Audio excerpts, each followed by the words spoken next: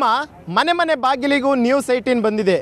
ನಿಮ್ಮ ಸಮಸ್ಯೆಗಳನ್ನು ಕೇಳೋದಕ್ಕೆ, ನಿಮ್ಮ ಸಮಸ್ಯೆಗಳಿಗೆ ಧ್ವನಿಯಾಗೋದಕ್ಕೆ, ಸಂಬಂಧಪಟ್ಟಂತಹ ಅಧಿಕಾರಿಗಳಿಗೆ ನಿಮ್ಮ ಸಮಸ್ಯೆ ಏನು ಅನ್ನುವಂಥದ್ದನ್ನು ತಿಳಿಸೋದಕ್ಕೆ, ಈ ಮೂಲಕವಾಗಿ ನಿಮ್ಮ ಊರಿನಲ್ಲಿ ಆಗಬೇಕಾದಂತಹ ಅಭಿವೃದ್ಧಿ ಹಾಗೂ ಬೆಳವಣಿಗೆಯನ್ನು ಕಾಣುವಂತಹ ನಿಟ್ಟಿನಲ್ಲಿ ನಾವು ಬಂದಿದ್ದೀವಿ. ಇದುವೇ ಇವತ್ತಿನ ವಿಶೇಷ, ನಮ್ಮೂರಲ್ಲಿ ನ್ಯೂಸ್18.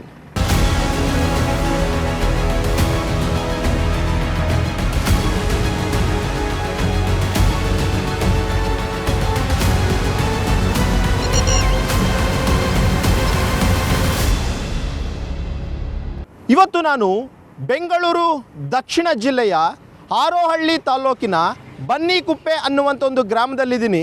ಹೇಳಿ ಕೇಳಿ ಹಾರೋಹಳ್ಳಿಯಲ್ಲಿ ಇಂಡಸ್ಟ್ರಿಯಲ್ ಏರಿಯಾ ಆಗ್ತಾಯಿದೆ. ಜೊತೆಗೆ ಪ್ರಮುಖವಾಗಿ ಇಲ್ಲಿರುವಂಥ ಕಾರ್ಖಾನೆಗಳ ನೀರು ಈಗಾಗಲೇ ಇಲ್ಲಿರುವಂಥ ಕೆರೆಗಳು ಸೇರ್ತಾ ಇರುವಂಥದ್ದು. ಇದರಿಂದ ಕಲುಷಿತ ಆಗ್ತಾಯಿದೆ ನೀರು, ಸಾಕಷ್ಟು ಆರೋಗ್ಯದ ಮೇಲೆ ಪ್ರಭಾವ ಬೀರ್ತಿದೆ ಅಂತೇಳ್ಬಿಟ್ಟು ಈ ಸುತ್ತಮುತ್ತ ಇರುವಂತಹ ಗ್ರಾಮದ ಜನರು ಹಲವು ಬಾರಿ ಕಂಪ್ಲೇಂಟ್ ಕೊಟ್ಟಿದ್ದಾರೆ. ಆದರೆ ಇದುವರೆಗೂ ಯಾವುದೇ ರೀತಿಯಂಥ ಆ್ಯಕ್ಷನ್ ಇಲ್ಲ. ಜೊತೆಗೆ ಫ್ಯಾಕ್ಟ್ರಿಯಿಂದ ಹೋಗ್ತಿರುವಂಥ ನೀರು ಕಲುಷಿತ ಆಗಿ ಯಾವೆಲ್ಲ ರೀತಿಯಂಥ ಸಮಸ್ಯೆಗಳಾಗಿ ಮಾರ್ಪಾಡ್ತಿದೆ ಅನ್ನೋಂಥದ್ರ ಬಗ್ಗೆ ಮಾತನಾಡೋದಕ್ಕೆ ಬನ್ನಿಗುಪ್ಪ ಮತ್ತು ಸುತ್ತಮುತ್ತಲಿನ ಗ್ರಾಮದ ಜನರಿಗೆ ನನ್ನ ಜೊತೆ ಇದ್ದಾರೆ. ಅವ್ರನ್ನೂ ಕೂಡ ನಾನು ಒಬ್ಬೊಬ್ಬರನ್ನಾಗೆ ಮಾತನಾಡಿಸ್ತೀನಿ. ಸರ್ ಹೇಳಿ, ಹಾರೋಹಳ್ಳಿ ಅನ್ನುವಂಥದ್ದು ಈಗ ಇಂಡಸ್ಟ್ರಿಯಲ್ ಏರಿಯಾ. ಈ ಇಂಡಸ್ಟ್ರಿಯಲ್ ಏರಿಯಾದಿಂದ ಬಂದಂತಹ ನೀರು ಕಂಪ್ಲೀಟಾಗಿ ವಿಷಪೂರಿತ ಆಗಿ ನಿಮ್ಮ ಊರಿನ ಕೆರೆಗಳು ಸೇರ್ತಾ ಇದೆ. ಅಲ್ಲಿಂದ ಏನೆಲ್ಲ ಸಮಸ್ಯೆಗಳು ಎದುರಿಸ್ತಿದ್ದೀರಾ ಅಂತ? ಇದು ವಿಷಪೂರಿತವಾದ ನೀರು ಕೆರೆ ಸೇರೋದ್ರಿಂದ ಜಾನುವಾರುಗಳು ಕುಡಿಯೋಕ್ಕಾಯ್ತಾ ಇಲ್ಲ, ಮೀನುಗಳು ಎಲ್ಲ ಸಾಯ್ತಾ ಇದ್ದಾವೆ. ಎಲ್ಲ ಕಂಪ್ನಿಗಳನ್ನ ನಾವು ದೂರಕ್ಕಾಗಲ್ಲ. ಕೆಲವು ಕಂಪ್ನಿಗಳು ರಾತ್ರಿ ಹೊತ್ತು ಈ ಮಾಲಿನ್ಯ ನೀರನ್ನ ಬಿಡ್ತಾ ಇರೋದ್ರಿಂದ ಕೆರೆ ಮಲಿನ ಆಗ್ತಾಯಿದೆ. ಇದ್ರ ಜೊತೆ ಕೆಲವು ಕಂಪ್ನಿಗಳಲ್ಲಿ ಅಂತರ್ಜಲ ಬೋರ್ವೆಲ್ ಫೇಲ್ ಆಗಿರುವಂಥ ಪಾಯಿಂಟ್ಗಳಲ್ಲಿ ಏನು ಕೆಮಿಕಲ್ ಇದೆ ಇದನ್ನೆಲ್ಲ ಅಲ್ಲಿ ಅಂತರ್ಜಲ ಸೇರಿಸ್ತಾ ಇದ್ದಾರೆ. ನಮ್ಮ ಹತ್ರ ರಿಪೋರ್ಟ್ ಎಲ್ಲ ಇದೆ. ನಾವು ಎಷ್ಟೊಂದು ಸರಿ ಪರಿಸರ ಇಲಾಖೆಗೆಲ್ಲನೂ ಕಂಪ್ಲೇಂಟ್ ಮಾಡಿದ್ದೀವಿ.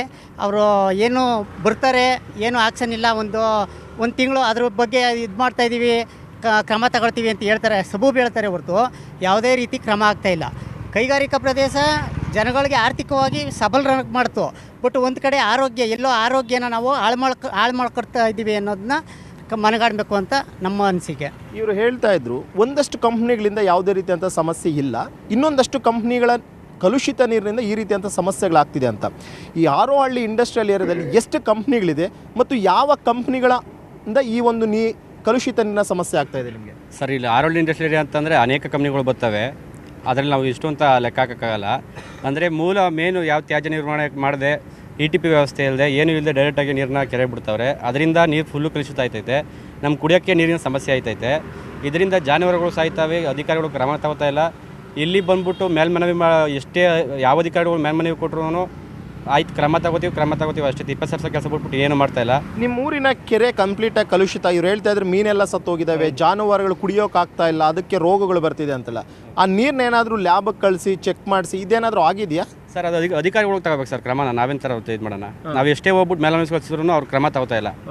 ನಾವು ಯಾರಿಗೆ ಮೇಲ್ಮನವಿ ಕೊಟ್ಟರು ಸರಿ ಆಯಿತು ಕ್ರಮ ತಗೋತೀವಿ, ನಾಳೆ ಬರ್ತಾರೆ DD ಪೌಡ್ರು ಅದನ್ನೆಲ್ಲ ಎರಚ್ಬಿಟ್ಟು ಅವತ್ತೊಂದಿನ ಲಾಸ್ಟು, ಮತ್ತೆ ತಿರ್ಗಿ ಅದೇ ಕತೆ. ಹೇಳ್ತಾ ಇದ್ರು ಸರ್, ನೀರು ಕಲುಷಿತ ಆಗಿದೆ, ಆರೋಗ್ಯದ ಮೇಲೆ ಪ್ರಭಾವ ಬೀರ್ತಿದೆ ಅಂತಂದರೆ ಕಂಪ್ಲೇಂಟ್ ಮಾಡಿದ್ರೆ DDT ಪೌಡ್ರ್ ಹಾಕ್ಬಿಡ್ತಾರೆ, ಆಯ್ತು ಈಗ ಕ್ಲೀನ್ ಆಗುತ್ತಪ್ಪ ಅಂತ ಹೇಳಿ ಹೋಗ್ತಿದ್ದಾರಂತೆ. ಎಷ್ಟರ ಮಟ್ಟಿಗೆ ಸರಿ ಅಂತದಿದೆ ಸರ್? ಇದೆಲ್ಲ ತಪ್ಪು ಸರ್. ಆ್ಯಕ್ಚುಲಿ ನಾನೇ ಇವಾಗ ಒಂದು ಬೋರ್ ಹಾಕ್ಸಿದ್ದೀನಿ. ನಾನು ಗಾಣಾಲದೊಡ್ಡಿ ಗ್ರಾಮಸ್ಥರಿಂದ ಮಾತಾಡೋದು. ನನ್ನ ಬೋರಲ್ಲಿ ಕೆಮಿಕಲ್ ನೀರು ಆಲ್ರೆಡಿ ಬರ್ತದೆ. ನಾನು ರಿಪೋರ್ಟು ತಗೊಂಡಿದ್ದೀನಿ, ರಿಪೋರ್ಟೆಲ್ಲ ಕೊಟ್ಟಿದ್ದೀನಿ. ಇವಾಗ ನಿಮ್ಮ ಸಾಹೇಬ್ರ ಹತ್ರ ಕೊಟ್ಟಿದ್ದೀನಿ, ಚೆಕ್ ಮಾಡಿಸಿರೋದು. ಆ ನೀರು ವಿಡಿಯೋನೂ ಐತೆ ಸರ್. ಅದು ಏನು ಕುಡಿಯೋಕ್ಕಾಗ್ತಾಯಿಲ್ಲ, ಫುಲ್ಲು ಊರಿಗೆ ಮಿಕ್ಸ್ ಆಗ್ಬಿಟ್ಟೈತೆ ಬೋರ್ಗಲ್ಗೆ. ಇದೆಲ್ಲ ಏನು ಅಧಿಕಾರಿಗಳು ಬರ್ತಾರೆ, ದುಡ್ತಾ ಅಂತಾರೆ, ಹೋಯ್ತಾರೆ ಅಷ್ಟೇ. ನಾವು ಆಲ್ರೆಡಿ ರಾಮನಗರ ಪೊಲ್ಯೂಷನ್ ಡಿಪಾರ್ಟ್ಮೆಂಟ್ಗೆ ಕೊಟ್ಟಿದ್ರು ಅವರು ಫ್ಯಾಕ್ಟ್ರಿ ಹತ್ರ ಬರ್ತಾರೆ, ದುಡ್ತಾ ಅಂತಾರೆ, ಹೋಯ್ತಾರೆ. ಇದೇ ಮಿಡ್ಕ್ರಾಫ್ಟ್ ಅಂತೇಳಿ ಹಾರೋಹಳ್ಳಿ ಸೆಕೆಂಡ್ ಫೇಸ್ ಇಂಡಸ್ಟ್ರಿಯಲ್ ಏರಿಯಾದಲ್ಲಿ ಐತೆ. ಅದು ಹೊಗೆ ನೋಡಿದ್ರೆ ನೈಟಲ್ಲಿ ಬಿಡ್ತಾರೆ ಹೊಗೆ. ಅಂದರೆ ನಾವು ಅಲ್ಲಿರೋಕ್ಕಾಗಲ್ಲ, ಅಷ್ಟು ಪೊಲ್ಯೂಷನ್ ಆಗದೆ. ಆಲ್ರೆಡಿ ಫ್ಯಾಕ್ಟ್ರಿ ಹತ್ರ ಹೋಗಿದ್ದೀವಿ, ಓನರ್ ಹತ್ರನೇ ಮಾತಾಡಿದ್ದೀವಿ. ಅವ್ರು ಹೇಳೋದು ಮಾಡ್ತೀವಿ ಅಂತ ಹೇಳ್ತಾರೆ ಅಷ್ಟೇ. ಫ್ಯಾಕ್ಟ್ರಿ ಒಳಗನೆ ಒಂದು 4-5 ಗುಂಡಿಗಳು ತಗೊಂಡಿದ್ದಾರೆ, ಆ ಒಳಗೆ ಬಿಡ್ತಾರೆ ನೀರು. ಬಿಟ್ಬಿಟ್ಟು ಆ ನೀರು ಸರ್ ಎಲ್ಲ ಮಿಕ್ಸ್ ಆಗ್ಬಿಟ್ಟು ನನ್ನ ಬೋರಲ್ಲೇ ಬರ್ತೈತೆ. ಬೇಕು ನಾನು ಜಮೀನಾರ ಕರ್ಕೊಂಡು ಹೋಗ್ತೀನಿ, ನೀರು ಬ್ಲಾಕ್ ಆಗಿ ಈ ಥರದ್ದೆಲ್ಲ ನೀರು ಬರ್ತಿರೋ. ಹೌದು. ಆಧಾರ ಆಗ್ತದೆ. ನಾವು ಅದರ ವ್ಯವಸಾಯ ಹೆಂಗೆ ಮಾಡೋದು, ವಾಸ ಮಾಡೋದು ಹೆಂಗೆ ಆ್ಯಕ್ಚುಲಿ ಈ ಸಮಸ್ಯೆ ಆಗಿದೆ ಸರ್. ಅಧಿಕಾರಿಗೆ ಏನು ಇದು ಕ್ರಮ ತಗೊಂತ ಇದೆ. ಆರೋಗ್ಯದ ಸಮಸ್ಯೆ ಅನ್ನುವಂತಹದ್ದು ಬಹಳ ಕಾಡ್ತಾ ಇದೆ. ಇದಕ್ಕೆ ಒಂದು ಕಾರಣ ಏನು ಅಂತಂದ್ರೆ ನೀರು ಕಲುಷಿತ ಆಗ್ತಾ ಇದೆ, ಅಂತರ್ಜಲನೂ ಕಲುಷಿತ ಆಗ್ತಿದೆ, ಅದೇ ನೀರನ್ನ ನಾವು ಕುಡಿಬೇಕು, ಬೋರ್ವೆಲ್ಲು ಕಲುಷಿತ ಆಗ್ತಿದೆ. ಕೃಷಿಗೆ ಬಳಸೋಣ ಅಂತಂದರೆ ಸರಿಯಾಗಿ ಬೆಳೆ ಬರ್ತಿಲ್ಲ, ಆ ನೀರೇನಾದರೂ ಕುಡಿದ್ವಿ ಅಂತಂದರೆ ಹಾಸ್ಪಿಟ್ಲ್ ಪಾಲಾಗ್ತಿದ್ದೀವಿ ಅಂತೇಳಿ. ಎಷ್ಟು ಗ್ರಾಮಗಳಿಗೆ ಈ ರೀತಿಯಾದ ಸಮಸ್ಯೆ ಉದ್ಭವ ಆಗಿದೆ? ಈ ಸುತ್ತಮುತ್ತ ಇರೋ ಗ್ರಾಮಗಳದೆಲ್ಲ ಇದೆ ಸಮಸ್ಯೆ ಸರ್. ಏನು ಈ ಕಲುಷಿತ ನೀರನ್ನ ಏನು STP ETP ಯೂಸ್ ಮಾಡ್ತಾರೆ ಇವರು, ಡಂಪಿಂಗ್ ಮಾಡ್ತಾಯಿದ್ದಾರೆ ಇವರು. ಅದೆಲ್ಲ ಭೂಮಿ ಒಳಗಡೆ ಹೋಗಿ ನೀರು ತುಂಬ ಕಲುಷಿತ ಆಗಿ ಎಲ್ಲ ತುಂಬ ಸಮಸ್ಯೆಗಳು ತುಂಬ ಹೆಚ್ಚಾಗಿದೆ ಇಲ್ಲಿ. ಯಾವ್ಯಾವ ರೀತಿಯಾದಂಥ ಸಾಂಕ್ರಾಮಿಕ ರೋಗಗಳು ಕಾಣ್ತಿದ್ದೀರಾ ನೀವು ಕಣ್ಣು ಮುಂದೆ ಈ ದಿನಗಳಲ್ಲಿ? ಮಲೇರಿಯಾ ಇರ್ಬೋದು, ಸೊಳ್ಳೆ ಅತಿ ಹೆಚ್ಚು ಸೊಳ್ಳೆಗಳು ಸುತ್ತಮುತ್ತ ಹಳ್ಳಿಗಳಿಗೆ ಅತಿ ಹೆಚ್ಚು ಸೊಳ್ಳೆಗಳಾಗಿದೆ. ಎರಡನೇದಾಗಿ ಜಾನುವಾರುಗಳು ತುಂಬ ಇಲ್ನೆಸ್ ಆಗ್ತಾಯಿದೆ, ತುಂಬ ಸಾವಾಗ್ತಾಯಿದೆ, ಇಲ್ನೆಸ್ ಆಗ್ತಾಯಿದೆ. ಏನು ಸುತ್ತಮುತ್ತ ಇಲ್ಲಿ ನೀರುಗಳನ್ನ ಕುಡಿದು ಜಾನುವಾರುಗಳು ತುಂಬ ಸಾವು ನೋವು ಸಂಭವಿಸಿದೆ ಇಲ್ಲಿ. ಈ ಸುತ್ತಮುತ್ತ ಹಳ್ಳಿಯವರು ಇವತ್ತು ಜೀವಂತವಾಗಿ ನಾವು ಇದೀವೇ ಅಲ್ವಾ ಅನ್ನುವಂಥ ಒಂದು ಅನುಮಾನದಲ್ಲಿ ಬದುಕ್ತಿದ್ದಾರೆ. ಯಾಕಂದರೆ ಅವ್ರು ಹೇಳ್ತಾ ಇದ್ರು ಜಾನುವಾರುಗಳು ಸಾಯ್ತಾ ಇದ್ದಾವೆ, ಕೆರೆಯಲ್ಲಿರುವಂಥ ಮೀನುಗಳು ಸಾಯ್ತಾ ಇದ್ದಾವೆ, ಅದನ್ನು ಕುಡ್ದಿರೋಂಥ ನಮ್ಗೆ ಇವತ್ತು ನಡಿಬೇಕಂದ್ರೆ ಆಗ್ತಿಲ್ಲ. ಯಾಕಂದ್ರೆ 40 ವರ್ಷಕ್ಕೆಲ್ಲನೂ ಮೊಣಕಾಲು ನೋವು ಅಂತೇಳಿ ಮೂಲೆಯಲ್ಲಿ ಕೂರುವಂಥ ಸ್ಥಿತಿ ಆಗಿದೆ ಅಂತೇಳಿ. ಎಲ್ಲೋ ಒಂದು ಕಡೆ ಫ್ಯಾಕ್ಟ್ರಿಗಳು ನಮ್ಮ ಊರಿಗೆ ಬರ್ತಿದೆ ಅನ್ನೋವಾಗ ಯಾಕೆ ಈ ವಿರೋಧವನ್ನು ವ್ಯಕ್ತ ಮಾಡಲಿಲ್ಲ ನೀವು ಯಾರು ಅಂತ? ಖಂಡಿತ ಈಗ ಫ್ಯಾಕ್ಟ್ರಿಗಳು ಬರೋದು ಒಂದು ಆರ್ಥಿಕವಾಗಿ ಮತ್ತು ಏನು ಔದ್ಯೋಗಿಕವಾಗಿ ಅನುಕೂಲ ಆಗುತ್ತೆ ಅನ್ನೋ ದೃಷ್ಟಿನಲ್ಲಿ ನಾವೆಲ್ಲ ಕೂಡ ಒಂದು ಸ್ವಾಗತ ಮಾಡೋದು. ಆದರೆ ಇದರ ಹಿನ್ನೆಲೆ ಇದೆಯಲ್ಲ, ಈ ಫ್ಯಾಕ್ಟ್ರಿಗಳಿಂದ ಆಗ್ತಕ್ಕಂಥ ಏನು ಅನಾನುಕೂಲಗಳ ಬಗ್ಗೆ ನಮಗೆ ಅದರ ಅರಿವಿರಲಿಲ್ಲ. ಬಹುಶಃ ಈಗ ಅದರ ಅರಿವು ಈಗ ಸುಮಾರು ಏಷ್ಯಾದಲ್ಲೇ ದೊಡ್ಡ ಕೈಗಾರಿಕಾ ಪ್ರದೇಶ ಆಗಿರೋದ್ರಿಂದ ಕೇವಲ ಕೆಲವೊಂದು ಫ್ಯಾಕ್ಟ್ರೀಸ್ತೆ ಈ ಮಟ್ಟಕ್ಕಿದ್ದರೆ, ಇನ್ನು ಪೂರ್ಣ ಪ್ರಮಾಣದಲ್ಲಿ ಇಂಡಸ್ಟ್ರಿಯಲ್ ಏರಿಯಾ ಕಂಪ್ಲೀಟ್ ಆದರೆ ಇನ್ನು ಇಲ್ಲಿರ್ತಕ್ಕಂಥ ಸಾರ್ವಜನಿಕರ ಪರಿಸ್ಥಿತಿ ಯಾವ ರೀತಿ ಇರ್ಬೋದು ಅನ್ನೋದನ್ನು ಊಹೆ ಮಾಡ್ಕೊಳ್ಳಿಕ್ಕೂ ಸಾಧ್ಯ ಆಗ್ತಾಯಿಲ್ಲ. ಆ ನಿಟ್ಟಿನಲ್ಲಿ ಇವತ್ತು ಕೇವಲ ಏನು ಜಲಮಾಲಿನ್ಯ ಅಲ್ಲ, ವಾಯುಮಾಲಿನ್ಯ ಮತ್ತು ತ್ಯಾಜ್ಯಗಳನ್ನು ತಂದು ಅಲ್ಲಲ್ಲಿ ಸುಡ್ತಕ್ಕಂಥದ್ದು, ಈ ಥರದ್ದು ಎಲ್ಲನೂ ಸಮಸ್ಯೆ ಇದೆ. ಇಲ್ಲಿ ಫ್ಯಾಕ್ಟ್ರಿಗಳು ಏನಪ್ಪ ಅಂತ ಹೇಳಿದ್ರೆ ಅವ್ರವ್ರದ್ದೇ ಆದಂಥ ಒಂದು 7 ಸುತ್ತಿನ ಕೋಟೆ ಕಟ್ಕೊಂಡಿದ್ದಾರೆ. ಯಾರೂ ಕೂಡ ಒಳಗಡೆ ಹೋಗೋಕ್ಕಾಗಲ್ಲ. ಮತ್ತು ಯಾರಾದರೂ ಪ್ರಶ್ನೆ ಮಾಡೋಕ್ಕೆ ಹೋದರೆ ಆ ಪ್ರಶ್ನೆ ಮಾಡುವಂಥವ್ರನ್ನ ಒಂದು ದಮ್ಮಿಕ್ಕುವಂಥ ಕೆಲಸವನ್ನು ಬೇರೆಯವ್ರ ಮುಖಾಂತರ ಮಾಡುವಂಥ ಕೆಲಸಗಳನ್ನ ಮಾಡ್ತಾಯಿದ್ದಾರೆ. ಮತ್ತು ಕೆಲವೊಂದು ಅಧಿಕಾರಿಗಳು ನಿಷ್ಠೂರವಾಗಿ, ಈಗ ಪೊಲ್ಯೂಷನ್ ಬೋರ್ಡ್ಗೆ ನಾವು ಆಲ್ರೆಡಿ ಕಂಪ್ಲೇಂಟನ್ನು ಮಾಡಿದ್ದೀವಿ. ಪೊಲ್ಯೂಷನ್ ಬೋರ್ಡವರು ಬಂದು ಅದಕ್ಕೆ ಸಂಬಂಧಪಟ್ಟಂಥ ರಿಪೋರ್ಟ್ ಎಲ್ಲ ಹಾಕಿ ಕೇಂದ್ರ ಇದಕ್ಕೆ ಕಳಿಸ್ಕೊಟ್ಟಿದ್ದಾರೆ. ಬಟ್ ಕೇಂದ್ರದಲ್ಲಿ ಅವರು ಕೆಳಗಡೆ ಹಾಕೊಂಡು ಕುಳಿತಿದ್ದಾರೆ. PH ಅನ್ನೋ ಒಂದು ಮಾಡಬೇಕು, ಅದನ್ನು ಏಕಾಏಕಿ ನಾವು ನಿಲ್ಸೋಕ್ಕಾಗಲ್ಲ, ಅವ್ರಿಗೆ ಒಂದು ಟೈಮ್ ಕೊಡಬೇಕು, ಪರ್ಸ್ನಲ್ ಅವ್ರನ್ನ ಮಾತಾಡಬೇಕು, ಮತ್ತು ಪ್ರೊಸೀಜರ್ ಇದೆ ಅಂಥೇಳಿ ಸುಮಾರು ವರ್ಷಾನುಗಟ್ಟಲೆ. ಈಗ ನಮ್ಮಲ್ಲಿ ಮೆರಿಡಿ ಅಂತಿದೆ, ಮೆರಿಡಿಯಿಂದ ತುಂಬ ಸಮಸ್ಯೆ ಆಗಿದೆ, ಅದಕ್ಕೆ ಸಂಬಂಧಪಟ್ಟಂತೆ ಕೊಟ್ಟಿದ್ದೀವಿ. 1 ವರ್ಷ ಆಗಿದೆ. ಈಗ ಆಲ್ರೆಡಿ ಇಲ್ಲಿಂದ ರಾಮನಗರದ ಪ್ರಾದೇಶಿಕ ಅಧಿಕಾರಿಗಳು ಅಲ್ಲಿಗೆ ಕಳಿಸಿ ಇದುವರೆಗೂ ಕೂಡ ಕೇಂದ್ರದ ಯಾವುದೇ ಪರಿಸರ ಅಧಿಕಾರಿಗಳು ಕ್ರಮ ಕೈಗೊಂಡಿಲ್ಲ. ಈ ರೀತಿಯಾದಂಥ ಸಮಸ್ಯೆ. ಯಾವುದೇ ಒಂದು ಫ್ಯಾಕ್ಟ್ರಿನ ಆಹ್ವಾನ ಮಾಡಬೇಕು ಅಂದರೆ ಒಂದಷ್ಟು ರೂಲ್ಸ್ ಆ್ಯಂಡ್ ರೆಗ್ಯುಲೇಷನ್ಸ್ ಅನ್ನೋದಿರುತ್ತೆ. ಕಲುಷಿತ ನೀರು ಯಾವುದೇ ಕಾರಣಕ್ಕೂ ಸುತ್ತಮುತ್ತಲ ಊರುಗಳು ಹೋಗಬಾರ್ದು, ಈ ಫ್ಯಾಕ್ಟ್ರಿಯಿಂದ ಯಾರಿಗೂ ಸಾರ್ವಜನಿಕವಾಗಿ ತೊಂದರೆ ಆಗಬಾರ್ದು, ಅದರಲ್ಲಿ ಬರುವಂತಹ ನೀರನ್ನು ನಿಮ್ಮದೇ ಆವರಣದಲ್ಲಿ ಅದನ್ನು ಯಾವ ರೀತಿ ಡೆಸ್ಟ್ರಾಯ್ ಮಾಡಬೇಕು ಅನ್ನೋಂಥದ್ರ ಬಗ್ಗೆ ನಿಮ್ಗೆ ಅರಿವಿರಬೇಕು, ಅದ್ರ ಬಗ್ಗೆ ಪ್ಲ್ಯಾನಿಂಗ್ ಇರಬೇಕು ಅಂತೇಳಿ. ಇದು ಯಾವುದು ಇಲ್ಲದೇ ಪರ್ಮಿಷನ್ಗಳು ಕೊಟ್ಟರೆ ಹೇಗೆ ಅಂತ? ಈಗಾಗಲೇ ನಮ್ಮ ತವರು ಜಿಲ್ಲೆ DK ಶಿವಕುಮಾರ್ ಅವರು, ರಾಜ್ಯದ ಉಪಮುಖ್ಯಮಂತ್ರಿಗಳು, ಅವರು ಒಂದು ತೀರ್ಮಾನ ತೊಗೊಂಡ್ರು. ರಾಮನಗರ ಜಿಲ್ಲೆನ ಬದಲಾವಣೆ ಮಾಡಿ ಬೆಂಗಳೂರು ದಕ್ಷಿಣ ಜಿಲ್ಲೆ ಅಂತ ಮಾಡಿದ್ರು.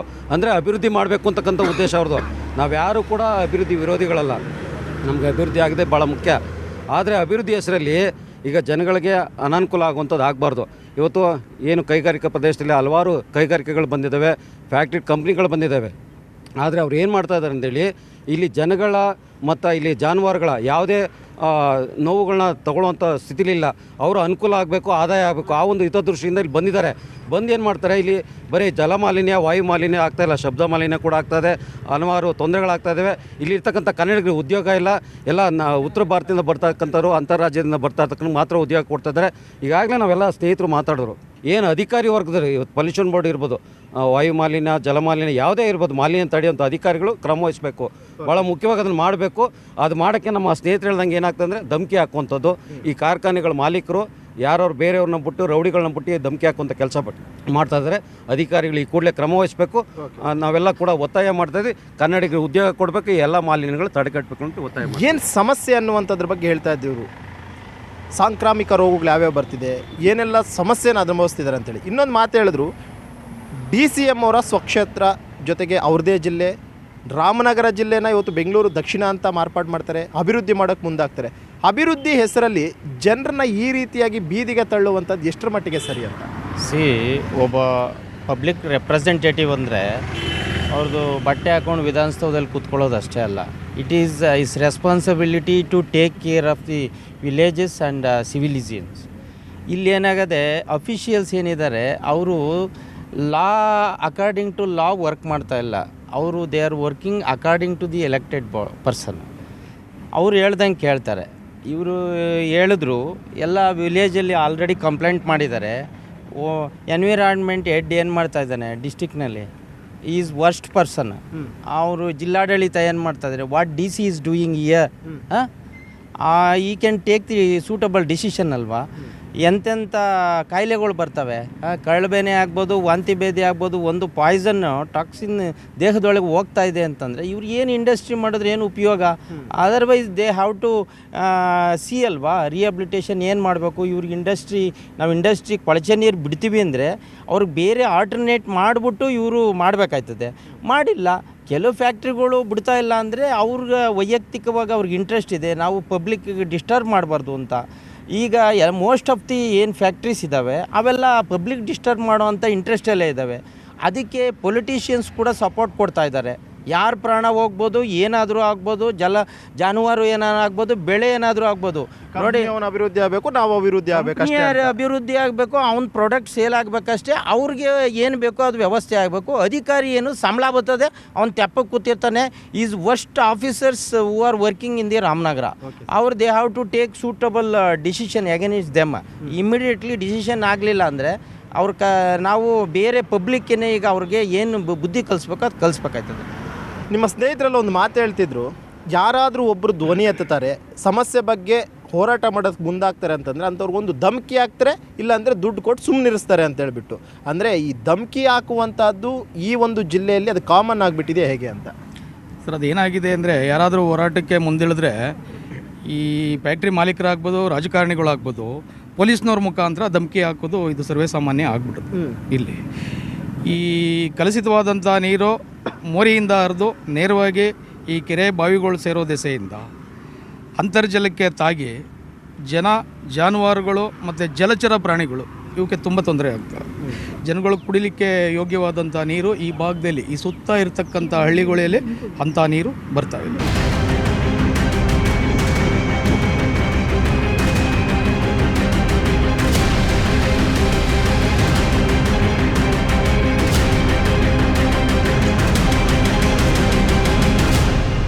ಈಗ ಫ್ಯಾಕ್ಟ್ರಿ ನೀರು ನೇರವಾಗಿ ಕೆರೆಗೆ ಹೋಗ್ತಿರುವಂಥದ್ದು ಕಣ್ಣು ಮುಂದೆ ಕಾಣ್ತಿರುವಂಥ ವಿಜುವಲ್ ಅದು. ಆ ಕೆರೆಗೆ ಹೋದರೆ ನೆಕ್ಸ್ಟ್ ಏನಾಗುತ್ತೆ ಅನ್ನುವಂಥದ್ದು ಪ್ರತಿಯೊಬ್ಬರು ಕೂಡ ಗೊತ್ತು. ಇಷ್ಟು ಕಣ್ಣು ಮುಂದೆ ಕಾಣ್ತಾ ಇದ್ರು ನಿಮ್ಮ ದಕ್ಷಿಣ ಜಿಲ್ಲೆಯ ಜಿಲ್ಲಾಧಿಕಾರಿಗಳು ಏನು ಮಾಡ್ತಿದ್ದಾರೆ? ಜಿಲ್ಲಾಧಿಕಾರಿ ಅವ್ರಿಗೇನು ಅವ್ರಿಗೆ ಮಾಡೋದು ಮಾಡಬೇಕು, ಎಲ್ಲಿ ಬರ್ತೈತೋ ನೋಡ್ತಾರೆ, ಬರೋದು ನೋಡ್ಕೋತಾರೆ. ರೈತರು ಏನಾಗಲಿ ಬಿಡಿ, ಸಾಯ್ಲಿ ಬಿಡಿ. ರೈತರು ಅವ್ರಿಗೇನು ಜಾಗ ಕೊಡಿಸ್ಬೇಕು, ಕೊಡಿಸ್ತಾರೆ. ಸಾಯೋರು ಸಾಯ್ತಾರೆ, ಎಲ್ಲೋ ಅವ್ರ ಪಡ್ಗೆ ಅವ್ರ ಮನೇಲಿ ಇರ್ತಾರೆ ಚೆನ್ನಾಗಿ. ನೀವೇನು ಹೇಳ್ತೀರಿ ಸರ್? ಅಲ್ಲ, ನಿಮ್ಗೆ ಏನು ಫ್ಯಾಕ್ಟ್ರಿಗಳಿಂದ ಏನೆಲ್ಲ ಸಮಸ್ಯೆಗಳಿದೆ ಉದ್ಭವ ಆಗ್ತಿದೆ? ಫ್ಯಾಕ್ಟ್ರಿಯಿಂದ ಭಾಳಷ್ಟು ಕಾಯಿಲೆಗಳು ಬರ್ತವೆ. ಕ್ಯಾನ್ಸರ್ ಆಗ್ಬೋದು, ಇನ್ನು ಪ್ಲೇಗ್ ಇರ್ಬೋದು, ಮಲೇರಿಯಾ ಆಗ್ಬೋದು. ಮಕ್ಕಳುಗಳಿಗೂ ಸ್ವಲ್ಪ ಮೈಂಡು ಇದಾಗುತ್ತೆ. ಅದರಿಂದ ನೆಲಮಾಲಿನ್ಯ ಸ್ವಲ್ಪ ತಡೆಗಟ್ಟಿದ್ರೆ ಮತ್ತು ವ್ಯವಸಾಯಕ್ಕೂ ಅಷ್ಟೇ, ನೀರಿಗೆ ಅಲ್ಲಿ ಪ್ರತಿಯೊಂದಿಗೂ ಅನನುಕೂಲ ಆಗುತ್ತೆ. ಇದರಿಂದ ಅಷ್ಟೇ ನಾನು ಹೇಳ್ಬೋದು. ಈ ಹಣದ ಮುಂದೆ ಪ್ರಾಣಕ್ಕೆ ಬೆಲೆ ಇಲ್ವಾ? ಇಲ್ಲ ಸರ್, ಪ್ರಾಣಕ್ಕೆ ಬೆಲೆ ಇಲ್ಲ. ಮೇನ್ ಹಣನೇ. ಇವಾಗ ಜನಗಳಿಗೆ ಅದೇ ಬೇಕಾಗಿರೋ, ದುಡ್ಡು ಬೇಕಷ್ಟೇ. ಅವ್ರಿಗೆ ಆರೋಗ್ಯ ಬೇಡ, ನಾವು ತಿಂತಾರ ಊಟದ್ದು ಇದು ಬೇಡ ಏನು, ಮತ್ತು ಪೊಲ್ಯೂಷನ್ ಬಗ್ಗೆ ಬೇಕಲ್ಲ, ಮೇನ್ ದುಡ್ಡು ಬೇಕಷ್ಟೇ. ಯಾಕಂದರೆ ಅಧಿಕಾರಿಗಳಿಗೆ ನೀವೇನಾದರೂ ಕಂಪ್ಲೇಂಟ್ ಕೊಟ್ಟಿದ್ದೀರಾ? ಪಾಪ ಆಲ್ರೆಡಿ ತುಂಬ ಜನ ಕೊಟ್ಟಿದ್ದೀರಾ. ಪೊಲ್ಯೂಷನ್ ಕಂಟ್ರೋಲ್ ಬೋರ್ಡ್ ಕೊಟ್ಟಿದ್ದೀರಾ, ಜಿಲ್ಲಾಧಿಕಾರಿಗಳು ಕೊಟ್ಟಿರ್ತೀರಾ, AC ಕೊಟ್ಟಿರ್ತೀರಾ, ಸಂಬಂಧಪಟ್ಟಂಥ ಅಧಿಕಾರಿಗಳು ಕೊಟ್ಟಿರ್ತೀರ. ಅವ್ರು ಬಂದಾಗ ಫ್ಯಾಕ್ಟ್ರಿ ಒಳಗಡೆ ಹೋಗ್ತಾರಂತೆ, ನಾರ್ಮಲಾಗಿ ಹೋಗ್ಬಿಡ್ತಾರಂತೆ. ಅಂದರೆ ಎಲ್ಲೋ ಒಂದು ಕೈ ದುಡ್ಡು ತಗೊಂಡು ಯಾವುದೇ ರೀತಿ ಕೆಲಸಗಳು ಮಾಡ್ತಿಲ್ಲ, ಅವ್ರು ಪರವಾಗಿದ್ದಾರೆ ಅನ್ನುವಂಥದ್ದು ಆರೋಪ ಇದೆ. ಹೌದು ಸರ್, ಆರೋಪ ಐತೆ. ಅವರು ಬರ್ತೀವಿ, ನಾವೇ ಆಲ್ರೆಡಿ ಕಂಪ್ಲೇಂಟ್ ಕೊಟ್ಟಿದ್ದೀವಿ ಪೊಲ್ಯೂಷನ್ ಡಿಪಾರ್ಟ್ಮೆಂಟ್ಗೆ. ಬರ್ತಾರೆ, ಫ್ಯಾಕ್ಟ್ರಿ ಒಳಗೆ ದುಡ್ಡು ಹೋಗ್ತಾರೆ, ದುಡ್ಡು ಇಸ್ಕೊತಾರೆ, ಹೋಗ್ತಾರೆ ಅಷ್ಟೇ. ಅಲ್ಲಿ ಒಂದು ETP ಆಗಲಿ, ಒಂದು STP ಆಗಲಿ ಏನೂ ಮಾಡಲ್ಲ. ಮಾಮೂಲಿ ಅವ್ರು ಏನು ಮಾಡಬೇಕು, ಅಂತರ್ಜಲಕ್ಕೆ ಬಿಡ್ಬೇಕು ಬಿಡ್ತಾರೆ, ಕೆರೆಗೆ ಬಿಡ್ಬೇಕು ಬಿಡ್ತಾರೆ. ಆ ಥರ ಸಮಸ್ಯೆ ಆಗೋದು. ಅಧಿಕಾರಿಗಳು ಏನು ಕ್ರಮ ತಗೊಳ್ತಾ ಇಲ್ಲ ಸರ್. ಏನು ಮಾಡಿದ್ರೆ ಈ ಕಲುಷಿತ ನೀರು ನಿಮ್ಮ ಊರಿನ ಕೆರೆಗೆ ಹೋಗೋದನ್ನು ತಡೆಗಟ್ಟಬೋದು ಅಂತ? ಎಲ್ಲ ಫ್ಯಾಕ್ಟ್ರಿಲಿ STP ETP ಎಲ್ಲನೂ ಕ್ರಮ ವಹಿಸಿದ್ರೆ ಈ ನೀರು ಏನು ಕೆರೆ ಸೇರ್ತಾ ಇದೆ ಅದು ತಡೆಗಟ್ಬೋದು. ಮತ್ತು ನಾವು ಏನಂತ ಹೇಳ್ತೀನಿ ಅಂದರೆ, ಎಲ್ಲೋ ನಾವು ಹಣ ಸಂಪಾದನೆ ಮಾಡೋ ಇದರಲ್ಲಿ ಆರೋಗ್ಯನ ಕಳ್ಕೊಳ್ತಾ ಇದ್ದೀವಿ ಅಂತ 5,000 ಇಲ್ಲ 10,000 ರೂಪಾಯಿ ಸಂಬಳಕ್ಕೆ ಇದು ಹೋಗಿ ಸಂಪಾದನೆ ಮಾಡ್ತಾರೆ. ಲಕ್ಷಾಂತರ ರೂಪಾಯಿ ಆರೋಗ್ಯಕ್ಕೆ ಕಟ್ಟುವಂಥ ದಿನಗಳು ದೂರ ಇಲ್ಲ ಅಂತ ಹೇಳ್ತಾ ಇದ್ದೀನಿ. ಈಗ ಏನೇನು ಬೆಳಿತೀರಾ ನಿಮ್ಮ ಭಾಗದಲ್ಲಿ? ಈ ಕಡೆ ಭತ್ತ, ರಾಗಿ, ಮಾಮೂಲಿ ಮೆಕ್ಕೆಜೋಳ. ಅದು ಫಸಲೆಲ್ಲ ಚೆನ್ನಾಗಿ ಬರುತ್ತಾ? ಹೇಳ್ತಾ ಇದೀವಲ್ಲ, ಅಂತರ್ಜಲದಲ್ಲೇ ತೇಲ್ತಾ ಇದೆ ನೀರು, ಕುಡಿಯೋಕ್ಕಾಗಲ್ಲ. ಮೇಲ್ಗಡೆ ಎಲ್ಲನೂ ಕೆಮಿಕಲ್ ತೇಲ್ತಾ ಇದೆ. ಆಲ್ಮೋಸ್ಟ್ ಎಲ್ಲ ಸಾಲ ಮಾಡಿರ್ತಾರೆ, ಬ್ಯಾಂಕ್ ಲೋನ್ ತಗೊಂಡಿರ್ತಾರೆ, ಏನೋ ಮಾಡ್ಕೊಂಡಿರ್ತಾರೆ. ಆ ಸಾಲನೂ ತೀರಿಸೋ ಅಷ್ಟಾದರೂ ಅಟ್ಲೀಸ್ಟ್ ಬರುತ್ತಾ ಅಥವಾ ಹೇಗೆ ಅಂತ? ಇಲ್ಲ, ಇಲ್ಲಿ ಈಗ ವ್ಯವಸಾಯ ಎಲ್ಲ ಆಲ್ಮೋಸ್ಟ್ ಬಿಟ್ಬಿಡ್ತಾ ಇದ್ದಾರೆ. ಸ್ವಲ್ಪ ಮಾಡ್ತಾ ಇರೋದು, ಅದು ಮನೆಗಾಗೋಷ್ಟು ಮಾಡ್ತಾರೆ ಅಷ್ಟೇ, ಜಾಸ್ತಿ ಏನು ಮಾಡ್ತಾ ಇಲ್ಲ ಅಂತ. ಕೈಗಾರೀಕರಣ ಎಲ್ಲ ಆವರಿಸ್ಬಿಟ್ಟಿದೆ ಕೃಷಿ ಜಮೀನನ್ನು ಆಲ್ರೆಡಿ. ಈಗ ಸರ್ ಹೇಳ್ತಾ ಇದ್ರು ಸರ್, ಕೃಷಿ ಜಮೀನು ಇದೆ, ಆದರೆ ಕೃಷಿ ಮಾಡೋಕ್ಕೆ ಮುಂದಾಗ್ತಿಲ್ಲ. ಕಾರಣ ಏನು ಅಂತಂದರೆ, ನಾವು ಹಾಕಿರೋ ಬಂಡವಾಳನೂ ವಾಪಸ್ ಬರುತ್ತೆ ಅನ್ನೋಂಥ ಧೈರ್ಯ ಇಲ್ಲ ಇಲ್ಲಿ. ಸಾಲ ಮಾಡ್ಕೊಂಡು ನಾನೇ ಯಾಕಪ್ಪ ಬೆಳೆ ಬೆಳೆದು ನಷ್ಟ ಅನುಭವಿಸ್ಕೊಂಡು ಸಾಲ ಕಟ್ಟಾಗದೆ ಯಾಕೆ ಒದ್ದಾಡಬೇಕು ಅಂತ ಸುಮ್ಮನೆ ಇದ್ಬಿಟ್ಟಿದಾರಂತೆ ಎಲ್ಲರೂ. ನೋಡಿ, ಮಳೆ ಬೆಳೆ ಎಲ್ಲ ಸಂತೃಷ್ಟಿಯಾಗಿ ಆದ್ರೇ ಬೆಲೆ ಸಿಗಲಿಲ್ಲ ಅಂದರೆ ಫಾರ್ಮರ್ ಲಾಸಲ್ಲಿರ್ತಾನೆ. ಅವನು ರೈತ ಅನ್ನೋನು ಬೆಳೆದಿದ್ದು ಬೆಳೆ ಅಂಥದ್ರೊಳಗೆ ಈ ಎಕ್ಸ್ಟ್ರಾ ಡಿಸ್ಟರ್ಬೆನ್ಸ್ ಬಂದರೆ, ಈ ಕೆಮಿಕಲ್ಸ್ ಬರೋದು, ಕ್ರ್ಯಾಪ್ ಲಾಸ್ ಆಗೋದು, ಬೇರೆ ಥರ ಆಗೋದು, ಅದು ಕೊಳ್ತೋಗೋದು, ಬೆಳೆ ಬಂದಿದ್ದು ಕೂಡ ಕೊಳ್ತೋಗೋದು, ಇಂಥದ್ದೆಲ್ಲ ಆದರೆ ಅದು ಅವನಿಗೆ ಮತ್ತೊಂದು ಗಾಯದ ಮೇಲೆ ಬರೆ. ಆ ಕಾರಣಕ್ಕೆ ಈ ಇಂಡಸ್ಟ್ರಿ ಒನ್ಸ್ ಇಲ್ಲಿಂದ ಹೋದಂಥ ಬದುಕು, ಅವನೇನು ಪ್ರಾಡಕ್ಟ್ ಬೆಳೆದಿರ್ತಾನೆ, ಇಂಡಸ್ಟ್ರಿ ಕೊಳಚೆ ನೀರಲ್ಲಿ ಬೆಳಿತಾನೆ ಅಂತ ಅಂದರೆ ಮತ್ತೊಂದು ಸತಿ ಅವ್ನಿಗೆ ಬೆಲೆನೂ ಸಿಗೋಲ್ಲ, ಇಂಡಸ್ಟ್ರಿಯಲ್ ಏರಿಯಾದಿಂದ ತಂದವನೇ ಅಂದರೆ. ಈ ಕಾರಣಕ್ಕೋಸ್ಕರ ಇದ್ರ ಬಗ್ಗೆ ಸೂಕ್ತ ಕ್ರಮ ಆಗಲೇಬೇಕು, ಎಚ್ಚರಿಸ್ಕೋಬೇಕು. ಇಲ್ಲ ಅಂದರೆ ಎಲ್ಲ ರೈತರು, ಇಲ್ಲಿರೋ ಅಂಥ ರೈತರನ್ನೆಲ್ಲ ಒಕ್ಲೆಬ್ಸುವಂಥ ಕೆಲಸನ ಇಂಡಸ್ಟ್ರಿಯರು ಮಾಡ್ತಾಯಿದ್ದಾರೆ. ಅದಕ್ಕೆ ಪೊಲಿಟಿಷಿಯನ್ಸು ಸಪೋರ್ಟ್ ಕೊಡ್ತಾಯಿದ್ದಾರೆ. ಅಲ್ಲ ಸರ್, ನಮ್ಮ ಜೀವನ ಉಳಿಸ್ಕೊಳ್ಬೇಕಂದ್ರೆ ಇವತ್ತು ಹೋರಾಟ ಮಾಡಿ ಉಳಿಸ್ಕೊಳ್ಳುವಂಥ ಸ್ಥಿತಿ ನಿರ್ಮಾಣ ಆಗಿದೆಯಲ್ಲ, ಈ ವ್ಯವಸ್ಥೆಗೆ ಏನು ಹೇಳ್ತೀರಿ? ಸರ್, ಹಿಂದೆ ಈ ಭಾಗದಲ್ಲೆಲ್ಲ ಈ ನೀರನ್ನ ನಾವು ಸಣ್ಣ ಹುಡುಗರಾಗಿದ್ದಾಗ ಕುಡಿಲಿಕ್ಕೆ, ಬಟ್ಟೆ ತೊಳಿಲಿಕ್ಕೆ, ದನ ಕರುಗಳು ಕುಡಿಸ್ಲಿಕ್ಕೆ ಇದಕ್ಕೆಲ್ಲ ಬಳಕೆ ಮಾಡ್ತಾಯಿದ್ರು. ಇವತ್ತು ಆ ನೀರಿನ ಕಲರೇ ಬದಲಾವಣೆ ಆಗ್ಬಿಟ್ಟು ಅದನ್ನು ನೋಡೋಕ್ಕೆ ಯೋಗ್ಯತೆ ಇಲ್ಲ, ಅಂಥದ್ರಲ್ಲಿ ಬಳಕೆಗೆಲ್ಲ ಬರ್ತದೆ, ಆ ಮಟ್ಟಕ್ಕೆ ಆಗ್ಬಿಟ್ಟು. ಅಲ್ಲ, ಇವತ್ತು ನಮ್ಮ ಜೀವನ ಉಳಿಸ್ಕೊಳ್ಬೇಕಂದ್ರೆ ರೋಡ್ಗಿಳಿದು ಹೋರಾಟ ಮಾಡಬೇಕಲ್ಲ, ಅದರ ಬಗ್ಗೆ ಏನು ಹೇಳ್ತೀರಿ ನೀವೀಗ? ಬದುಕಬೇಕಂದ್ರೆ ಹೋರಾಟ ಅನಿವಾರ್ಯ. ಬದುಕಬೇಕಂದ್ರೆ ಹೋರಾಟ ಮಾಡಲೇಬೇಕು. ಯಾಕೆ ಅಂದರೆ ಈ ಸೊಸೈಟಿ ಆ ಮಟ್ಟಕ್ಕೆ ಆಗ್ಬಿಟ್ಟಿದೆ. ಈ ಸೊಸೈಟಿನಲ್ಲಿ ಹೋರಾಟ ಮಾಡಲಿಲ್ಲ ಅಂದರೆ ನಾವು ಬದುಕಲಿಕ್ಕೆ ಆಗಲ್ಲ. ಈ ಹಿಂದೆ ಯಾವುದಾದ್ರೂ ಇದಕ್ಕೆ ಸಂಬಂಧಪಟ್ಟಂತೆ ಕಲುಷಿತ ನೀರು ಕೆರೆಗೆ ಹೋಗ್ತಿದೆ ಅನ್ನೋ ವಿಚಾರನೋ, ಅಥವಾ ಅಂತರ್ಜಲ ಕಂಪ್ಲೀಟಾಗಿ ಕಲುಷಿತ ಆಗಿದೆ ಅಂತನೋ, ಆ ನೀರು ಕುಡಿಯೋದ್ರಿಂದ ಸಾಂಕ್ರಾಮಿಕ ರೋಗಗಳು ಅಂತನೋ ಯಾವತ್ತಾದರೂ ನೀವು ಪ್ರತಿಭಟನೆ ಅಥವಾ ಮನವಿ ಪತ್ರಗಳು ಕೊಡುವಂಥದ್ದು ಇಂಥದ್ದೇನಾದರೂ ನಡೆದಿದೆಯಾ? ಖಂಡಿತ ಸರ್, ಮಾಡಿದ್ದೀವಿ. ಇದಕ್ಕೆ ಸಂಬಂಧಪಟ್ಟಂತೆ ಈಗ ಟೈರ್ ಫ್ಯಾಕ್ಟ್ರೀಸ್ ಒಂದಿತ್ತು, ಅದು ಕಲುಷಿತ ನೀರೆಲ್ಲ ಕೆರೆಗೆ ಹೋಗ್ತಾ ಇತ್ತು, ಅದ್ರ ಬಗ್ಗೆ. ಮತ್ತು ಈಗ ಹೇಳಿದ್ವಲ್ಲ ಮೆರಿಡಿ ಫ್ಯಾಕ್ಟ್ರಿ, ಆ ಥರದ್ದು ಸಂಬಂಧಪಟ್ಟಂಗೆ ಪ್ರತಿಭಟನೆಯೂ ಕೂಡ ಮಾಡಿದ್ದೀವಿ, ಮತ್ತು ಮನವಿಗಳು ಕೂಡ ಕೊಟ್ಟಿದ್ದೀವಿ. ಇಲ್ಲಿ ಏನಂತ ಹೇಳಿದ್ರೆ ಅಸೋಸಿಯೇಷನ್ ಕಟ್ಕೊಂಡಿದ್ದಾರೆ, ಯಾವುದು ಇಂಡಸ್ಟ್ರಿಯಲ್ ಏರ್ ಅಸೋಸಿಯೇಷನ್. ಇವ್ರು ಬದುಕಲಿಕ್ಕೆ ಅಲ್ಲ, ಆ ಸಾಮಾಜಿಕ ಕಳಕಳಿ ಅನ್ನೋದು ಒಂದಿದೆ. ಆ ಸಾಮಾಜಿಕ ಕಳಕಳಿಯ ಮುಖಾಂತರ ಸ್ಥಳೀಯರನ್ನು ರಕ್ಷಣೆ ಮಾಡಿ ನೀವು ಉದ್ಧಾರ ಆಗಬೇಕು. ಸ್ಥಳೀಯರನ್ನು ಹಾಳು ಮಾಡಿ ನೀವು ಉದ್ಧಾರ ಆಗುವಂಥದ್ದು ಯಾವತ್ತೂ ಕೂಡ ಒಳ್ಳೆಯದಲ್ಲ. ಆ ನಿಟ್ಟಿನಲ್ಲಿ CSR ಫಂಡ್ಗಳು ಸಹಿತ ಈಗ ಈ ಕಲುಷಿತ ನೀರನ್ನು ಸಂಸ್ಕರಣೆ ಮಾಡಿ ಕೆರೆಗೆ ಬಿಡುವಂಥ CSR ಫಂಡ್ಗಳನ್ನ ತಗೊಂಡೋಗಿ ಎಲ್ಲೆಲ್ಲೋ ಬೇರೆ ಕಡೆ ಹಾಕೊಳ್ಳೋವಂಥ ಕೆಲಸ DC ಮಾಡ್ತಾ ಇದ್ದಾರೆ. ಇದನ್ನು ನಿಲ್ಲಿಸ್ಬೇಕಾಗುತ್ತೆ. ಆ ನಿಟ್ಟಿನಲ್ಲಿ ದಯಮಾಡಿ ನಾವು ಹೇಳ್ತಕ್ಕಂಥದ್ದು, ಇಡೀ ಇಂಡಸ್ಟ್ರಿಯಲ್ ಏರಿಯಾ ಏನಿದೆ ಇದಕ್ಕೆ ಸಂಬಂಧಪಟ್ಟಂತೆ ಉದ್ಯೋಗ ಇರ್ಬೋದು, ಉದ್ಯೋಗಗಳನ್ನು ಕೂಡ ನಮ್ಮ ಸ್ನೇಹಿತರು ಹೇಳ್ದಂಗೆ ಉದ್ಯೋಗಗಳನ್ನು ಕೂಡ ಎಲಿಜಿಬಲ್ನ ದಯಮಾಡಿ ಕರೆದು ಇಲ್ಲಿ ಉದ್ಯೋಗಗಳನ್ನ ಕೊಡಬೇಕು. ಮತ್ತು ಪೊಲ್ಯೂಷನನ್ನು ಕಂಟ್ರೋಲ್ ಮಾಡೋದಕ್ಕೆ ನೀವು ಕೂಡ ಸ್ಥಳೀಯ ಶಾಸಕರ ನೇತೃತ್ವದಲ್ಲಿ ಒಂದು ಅಸೋಸಿಯೇಷನ್ನು ಮತ್ತು ಸ್ಥಳೀಯ ಮುಖಂಡರನ್ನೆಲ್ಲ ಕರೆದು ಯಾವ ರೀತಿ ಇದನ್ನು ಪೊಲ್ಯೂಷನನ್ನು ಕಂಟ್ರೋಲ್ ಮಾಡ್ಬೋದು, ಸಾಮಾಜಿಕ ಕಳಕಳಿಯ ಮುಖಾಂತರ ಅದನ್ನು ಮಾಡಲೇಬೇಕಾಗುತ್ತೆ. ಮಾಡಲಿಲ್ಲ ಅಂತ ಹೇಳಿದ್ರೆ ನಾವಂತೂ ಖಂಡಿತವಾಗಿ ಉಗ್ರವಾದಂಥ ಹೋರಾಟವನ್ನು ಎಲ್ಲ ಸಂಘಟನೆಗಳ ಮುಖಾಂತರ ಮಾಡ್ತೀವಿ ಅಂತೇಳಿ. ನೀವು ಲಾಸ್ಟ್ ಟೈಮ್ ಪ್ರೊಟೆಸ್ಟ್ ಮಾಡಿದಾಗ ಯಾರು ಬಂದಿದ್ದರು?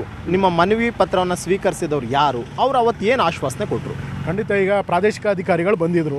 ಪ್ರಾದೇಶಿಕ ಅಧಿಕಾರಿಗಳು ಮತ್ತು ಹಿರಿಯ ಪ್ರಾದೇಶಿಕ ಅಧಿಕಾರಿಗಳು ಬಂದು ಸ್ಥಳದಲ್ಲಿ ಬಂದು ಅದಕ್ಕೆ ಪ್ರತಿಭಟನೆಯ ಇದನ್ನೆಲ್ಲ ತೊಗೊಂಡೋಗಿ ರಿಪೋರ್ಟ್ಗಳನ್ನ ನಾವು ಕೇಂದ್ರಕ್ಕೆ ಸಲ್ಲಿಸಿದ್ದೀವಿ. ಅಲ್ಲಿ ಕೇಂದ್ರದಲ್ಲಿ ಇದುವರೆಗೂ ನಮಗೆ ಯಾವುದೇ ರೀತಿಯಾದಂಥ ರೆಸ್ಪಾನ್ಸ್ ಬಂದಿಲ್ಲ ಅಂತ ಹೇಳ್ತಾರೆ.